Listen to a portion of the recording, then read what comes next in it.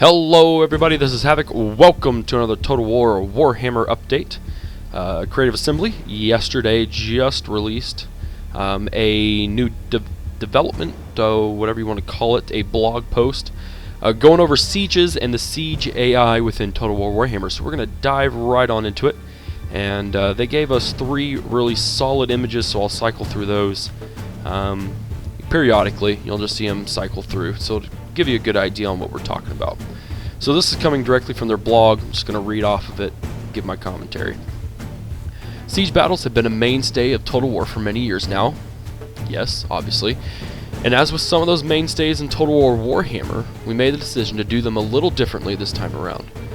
And shaking up the formula a bit, not enough so you won't recognize it, we focused the gameplay in a way that makes sieges tenser and more thrilling from start to finish. In our previous couple of games, by that I'm assuming they mean like Rome 2 and Attila, sieges often began with a lengthy bombardment phase, where the attacker would spend time smashing down the walls with catapults and such like to create more entrances to the city for his or her infantry and cav to enter. This was followed by intricate street battles within the walls before a victor was decided. The cities were often sprawling with multiple capture points, leading to some milling around and an over-lengthy redeployment of forces as you decided which walls to besiege and which capture points to target. So, if you've watched any of my videos, there's, like exactly how they said, there's a pretty standard thing. You try to create as many holes within their settlement as possible, and then you just shove your infantry through and you shove your cav through. I very rarely have ever used ladders and or siege towers, simply because fighting on the wall just isn't really that fun, and it's a lot easier to just punch holes and then just shove your cav through real quick and steal some capture points and win the day. So that's pretty much been the standard, especially with Attila. I think they've really made it to the point where I don't see very many battles with ladders and siege towers. It's just not, it's not there. And then once you get in the city, they are sprawling, which I understand. You know, you want to give a realistic size of the city, but you know, they're only, you can fit 1 unit in at a time. If anyone has a barricade, or if they have 1 unit there, you're gonna have to go down another street, you're gonna have to redeploy, you're gonna have to be under constant fire from towers, which shoot inside and outside. We'll get to that in a minute, which basically leads to more losses and just a redeployment. It's long. Sieges can be very lengthy battles in Total War Attila and in Rome 2.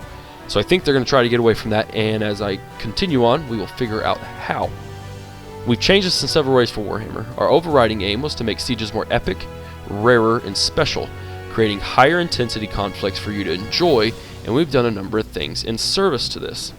So they basically want you to pick and choose when you want to do sieges, because it will be more epic, and they will make it epic in these ways. Firstly, big siege battles are now very much about the fight for the walls.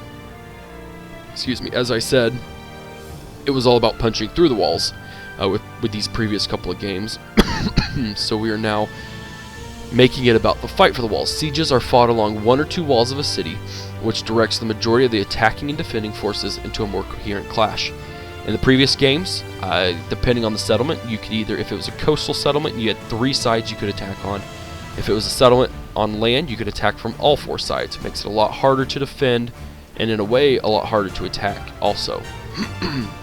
That may sound like we're reducing your options. You can't attack a city from any direction now, after all, but the result is genuinely more cohesive as a battle experience, and they are every bit as epic as anything we've made before. Lay siege to a huge dwarven Kaurak in the vast spaces below the mountains, and you'll see what I mean. So basically, they're just saying that you're not going to be able to deploy along any of the walls, which I'm not against at all. If it makes for a more epic battle, makes it more fun, then absolutely I'm all for it. When the fight reaches the walls, you'll find wall sections have a much broader footprint than before. Like I said before, you could only fit 1 unit, which was probably like, what, 6 or 7 units across. So you'd have, if you have a 200 unit, like an infantry, you would have only 7 or 8, maybe 10 soldiers fighting at once, which made very, very long sieges. This means more room to maneuver, flank, and genuinely create similar offensive and defensive opportunities to those on the ground with multiple units engaged at once. You'll have to figure out how you're going to get up there in the first place, however, and swiftly. Each race has its own flavor of powerful outward-facing ranged towers firing on the attacker from afar, incentivizing, however that word is, for you to get your skates on. Judging by some of the images that we've been cycling through, the walls are way wider. I mean, as you can see, there's going to be a couple of units wide that you can fight on, so you can have basically a very small scale ground battle on the walls, and that's going to be really cool. I'm going to like that a lot. Excuse me. Where am I? I lost my... Okay, siege towers and battering rams can still be built over turns of sieging on the campaign map, which is Total War Standard, and siege towers really are the optimal way to crest the walls for foot soldiers. You also have the option of commanding your troops to use ladders to assault the walls. Such a dangerous tactic to only be considered if you need to engage quickly, or if you spot a strategic opportunity, or perhaps you are fielding armies of greater numbers or compromised of troops who care little for personal safety. So there will be dwarves that really don't care about personal safety. They'll be kind of berserkers in a sense, or goblins, they really don't care either. Basically you don't want to use ladders. With certain army compositions you could even however, ladders simply do not offer the protection that a siege tower can provide, leaving climbers vulnerable to fire. That's always the issue. Obviously ladders move way quicker, so if you had a heavily armored unit, you could use ladders. Lightly armored units would probably be more for siege towers. With certain army compositions, you could even forego battering rams. Certain variations of monsters, such as the club-wielding giants, are perfectly capable of smashing their way through city gates. Now this will be an interesting concept as well. Having certain units that can act as battering rams. I don't know how their health will be handled, how many shots they could take, if it'd be more advantageous to use a battering ram, or if giants do it quicker. Well, I don't know, but it'll be really cool because the giants, the greenskins will have that ability, I'm sure. It's possible that the vampires might have some sort of unit, but I also imagine that the chaos units will have something of that sort as well.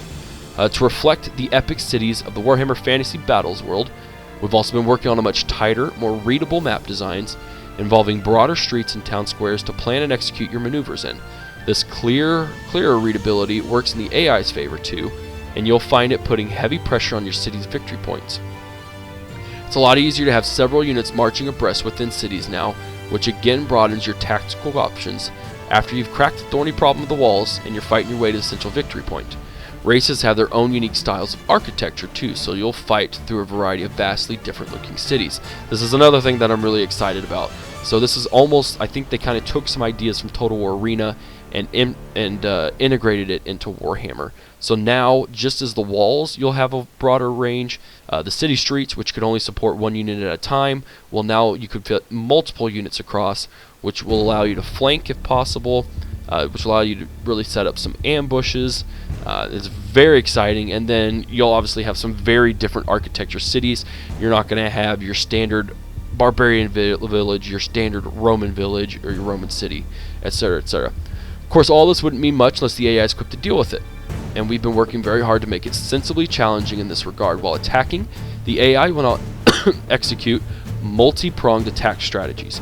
It will use all the tools at its disposal simultaneously to challenge your defenses, sending its siege towers to various points on the wall, attacking the gates at the same time, and deploying ladders when and where appropriate.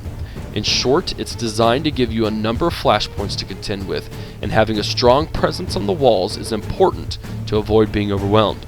If you allow the AI to slip past your frontline defenses, the resulting street battle will be more ferocious and focused on the central victory point as the AI tries to force the battle to a close. So basically they will take advantage of any way, anyhow that they can, which is really cool. I love that they're really trying to make the AI work here, because in the past it hasn't been that great.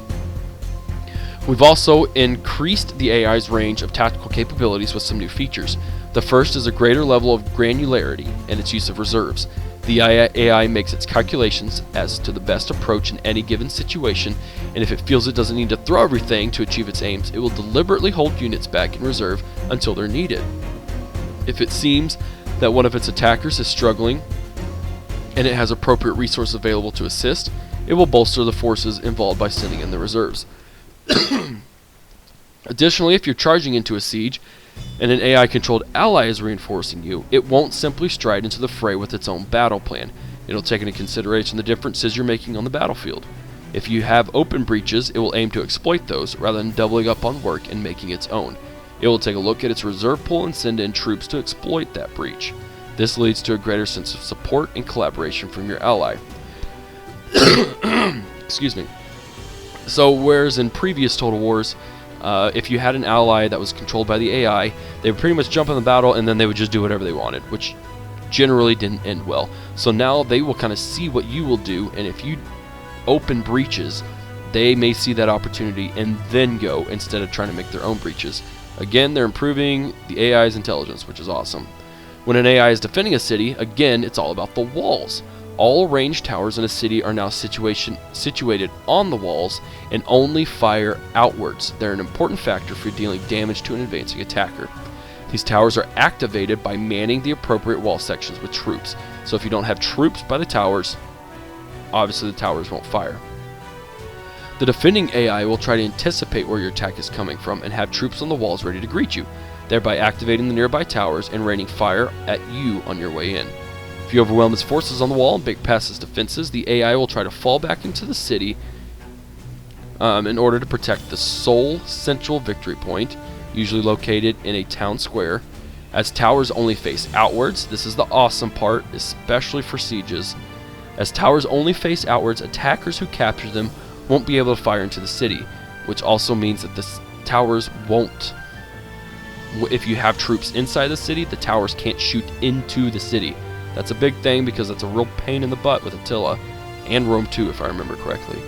Instead, capturing the towers simply stops them from firing at any other advancing attackers. I don't know if they'll do Attila where it destroys the towers, or if you'll just capture them and they just won't do anything. Provided the AI has the troops to do so, it will withdraw into the city, mount a stout defense, and fight to the bitter end. We're hoping you enjoy this new approach to sieges for Total War Warhammer. Our community team will no doubt show off one soon enough, so you can see it in action for yourself.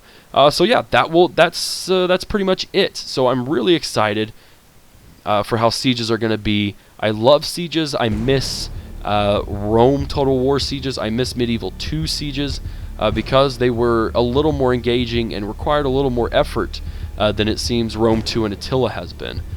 So like you said, you're cycling through here, you see those huge walls, you see the big open areas once you breach the walls, as well as the architecture within the different cities. I really think that they are going all out for this game, and it makes me even more excited, and I just can't wait for it.